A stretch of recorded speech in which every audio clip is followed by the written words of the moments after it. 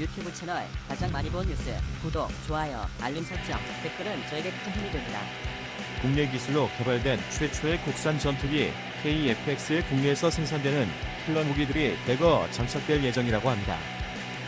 만약 이러한 킬러 무기들이 성공적으로 장착이 된다면 KF-X의 성능은 바이 상상을 초월할 듯 보여집니다. 얼마 전 KF-X가 언론을 통해 처음 모습을 드러냈습니다. 다음 달 출고식을 마치면 일반인들도 전투기 형상을 직접 확인할 수 있을 것으로 보입니다. 내년 7월에는 시제기가 하늘로 날아오르는 모습도 볼 수 있게 됩니다. KF-X는 언뜻 보면 외형이 미스텔스기 F-35의 닮았습니다. 당장 KF-X가 스텔스기로 개발하는 것은 아니지만 앞으로 스텔스 기능에 대한 연구를 염두에 두고 형상을 만든 것입니다. 전체 부품 수만 22만 개에 이르며 내년 상반기까지 시제기 6개를 만드는 것이 목표입니다. 얼마 전 시제기에 쌍발 엔진을 결합하는 장면들을 보면서 이제 최종 조립이 끝났구나 했는데 최근 사진에서는 쌍발 엔진이 빠진 상태가 보여서 무슨 일일까 걱정을 했는데 알고 보니 최종 도색을 위해 쌍발 엔진을 분리해 놓은 것이라고 합니다. 지금 시제기는 도색 작업만 이루어지지 않았을 뿐 이미 기본적인 형상은 대부분 갖췄다고 합니다. 우리는 이미 국내에서 개발, 생산한 경공격기 FA-50과 최초의 초음속기 T-50을 갖췄지만 엄밀히 따지면 레이더, 형상 등 기본 체계를 우리 독자 기술로 개발한 전투기는 이번이 처음입니다. 게다가 한국항공우주선 없는 2016년 1월 체계 개발에 착수한 이후 불과 5년 만에 이런 성과를 거뒀습니다.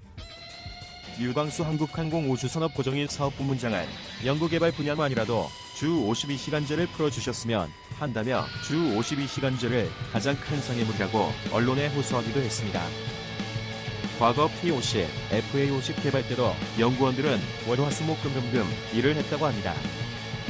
당시 동료가 더 힘들까봐 쉬질 못하겠다는 각오로 일에 과로자가 속출하기도 했습니다. 개발 예정 기한을 국민과의 약속이라고 생각하는 연구팀의 마음은 과거나 지금이나 똑같다고 말했습니다. 하지만 일각에서는 아직도 이들의 노력을 폄훼하는 시각이 있습니다. 8조 8천억 원에 막대한 사업비로 차라리 해외 고성능 스텔스기를 구입하는 것이 낫다고 주장합니다. 완제품을 구입하는 것이 저렴하지도 않느냐고 반문하는 시각도 있습니다. 하지만 이렇게 천문학적인 금액을 투자해 우리나라 독자 기술로 전투기를 개발하는 이유는 정말 명확한 답이 있습니다. 유튜브 채널 가장 많이 본 뉴스, 구독과 좋아요, 알람 설정은 좋은 영상을 만드는데 많은 힘이 됩니다. 먼저 우리나라 공군은 줄곧 전투기 독자 개발을 지지했습니다. 이는 애국심 때문만은 아닙니다. 현실적인 문제가 있기 때문입니다. 그 전형적인 사례가 바로 F-16에서 찾을 수가 있습니다. 과거 우리나라 공군은 1986에서 1988년 피스브릿지라는 이름으로 미국의 F-16 전투기 40대, 독자형 10대 컷을 도입했습니다. 미국을 제외하고 F-16을 도입한 국가는 한국이 처음이었습니다. 당시 고성능 전투기에 대한 국민 열망이 뜨겁던 시기였습니다. 1990년대 초에는 공군 요구 조건에 맞게 개량한 KF-16 100여 대를 도입했습니다. 1995년 공군은 F-16이 북한 전투기 미그-29에 비해 성능이 떨어지고 북한과 비교해 전투기 수도 부족하다며 F-16 30여 개의 개량 사업을 정부에 요청했습니다. 그런데 1997년 국제통화기금 외환 위기가 왔고 공군은 해마다 성능 개량을 요구해왔지만 예산 부족으로 계속 미뤄졌습니다.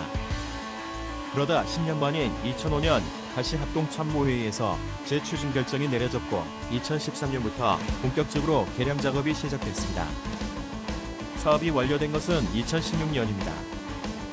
이 과정에서 미국은 무기 판매와 마찬가지로 성능 개량도 대외 군사 판매를 요구했습니다.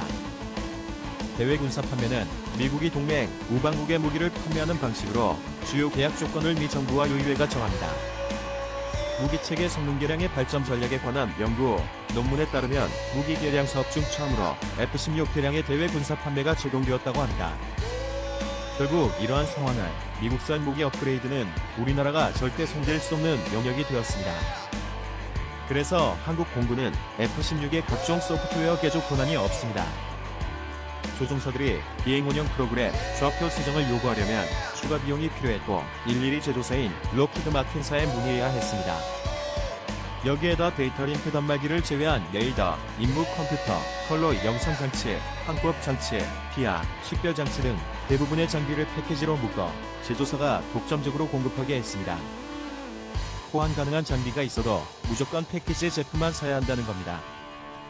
결국 지극히 작은 뭐라도 하려고 하면 미국은 돈을 원했으며 가불이 박힌 진기한 풍경이 연출되었습니다. 그런데 정말 어이가 없는 건 시제기 개발 주요 과정에 대한 책임은 한국 공군에 지웠습니다. 록히드 마틴은 시제기의 기술 검증만 맡아야 한다고 완강히 주장했습니다. 현재 KF-X 개발 사업의 밑거름이 된 경공격기 FA-50의 이라크 수출 버전 FA-50IQ가 이라크 상공을 날고 있습니다. 30년이라는 세계적으로 유례가 없는 짧은 기간에 우리는 초음속 전투기 수출국 반열에 올랐습니다. 사실 전반적인 성능 개량이 이루어졌지만 레이더 경보 수신기, 교란물질, 발사장치 등 일부 보호장비 개선이 제대로 이루어지지 않는 문제도 생겼습니다. 굉장히 불리한 형태의 계약 조건이었지만 무기 구매와 마찬가지로 대외 군사 판매에 얽매인 한국이 사업을 변경할 여지는 적었습니다. 당시 정부는 대동한 조건을 요구하다 사업비가 늘어 사업이 더 미뤄질 수 있다고 우려한 것으로 알려졌습니다. 결국 이렇게 서러웠던 과거 경험이 있기 때문에 우리 공군이 국산 전투기 개발을 응원하게 된 이유입니다. 이러한 상황들은 다른 미국산 수입무기도 대외 군사 판매에 해당하며 똑같이 이런 문제가 발생하게 됩니다. 때에 따라서 우리는 고성능 무기의 수입도 필요합니다.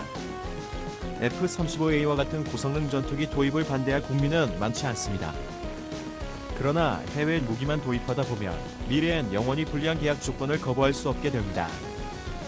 처음엔 가성비가 좋을지도 모릅니다. 그렇지만 발목이 잡히기 시작하면 끝이 없습니다. 그것이 국산 전투기 개발이 꼭 필요한 이유입니다. 하지만 이제는 상황이 달라지고 있습니다. 우리나라 독자 기술로 개발하고 있는 KF-X에는 여러 국산 킬러 무기들이 장착될 예정이라고 합니다. 킬러 무기는 북한 핵미사일 위협은 물론 중레일 등 주변 강국의 잠재적 위협에 대응할 수 있는 원샷 원킵의 무기를 일컫는 말입니다. 그 중에서도 대표적인 국산 킬러 무기들은 초음속 공대함, 미사일, 장거리 공대지 미사일, 극초음속 미사일, 그리고 요격 미사일 등이 꼽힙니다.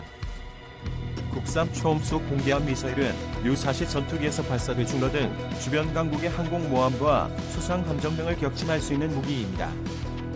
마하 2.5, 음속의 2.5배 이상의 초고속으로 비행하고 수면 위로 낮게 날아갈 수 있어 요격이 어렵습니다. 2020년대 말쯤까지 개발이 완료될 예정으로 직경은 400여 mm, 사거리 250km가량인 것으로 알려지고 있습니다. 극초음속 미사일은 지난해 8월 정경주 국방장관이 국방과학연구소 창립 50주년 기념식장에서 개발 계획을 처음으로 공개해 공식화했습니다.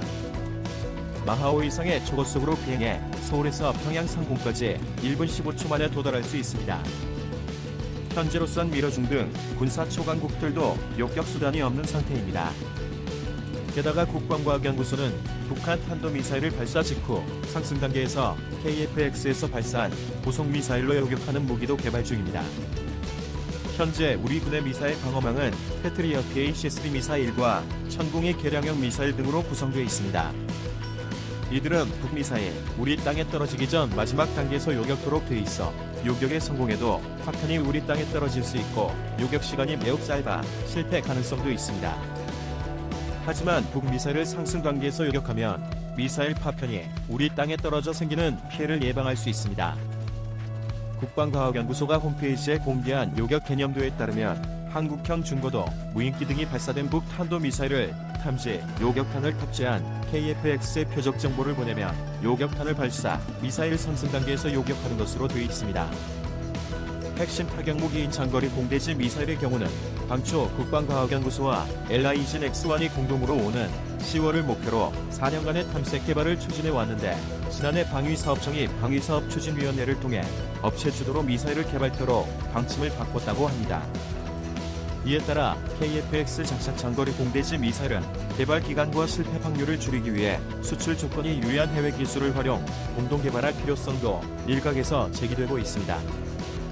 공군이 대북 정밀 타격용으로 도입한 유럽제 타우러스의 개량형 타우러스 K2가 대표적인 사례로 꼽힙니다. 독일 타우러스 시스템스가 개발 중인 타우러스 K2는 기존 타우러스에 비해 중량, 길이가 가볍고 짧아 KF-X는 물론 FA50 국산 경공격기에도 장착될 수 있고 사거리는 최대 600km 이상으로 타우러스 500km보다 길다고 합니다.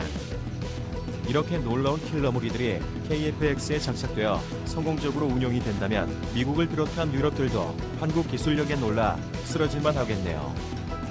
아울러 우리나라 군 당국은 KF-X 장착될 국산 킬러 무기들도 차질 없이 개발하여서 지난날 미국의 대외 군사 판매로 인한 서러웠던 과거를 한 방에 날렸으면 하는 바람입니다. 시청해주셔서 감사합니다. 이 동영상은 유튜브 채널 가장 많이 본 뉴스에서 제작하여 게시한다. 구독과 좋아요, 알람 설정은 좋은 영상을 만드는데 많은 힘이 됩니다.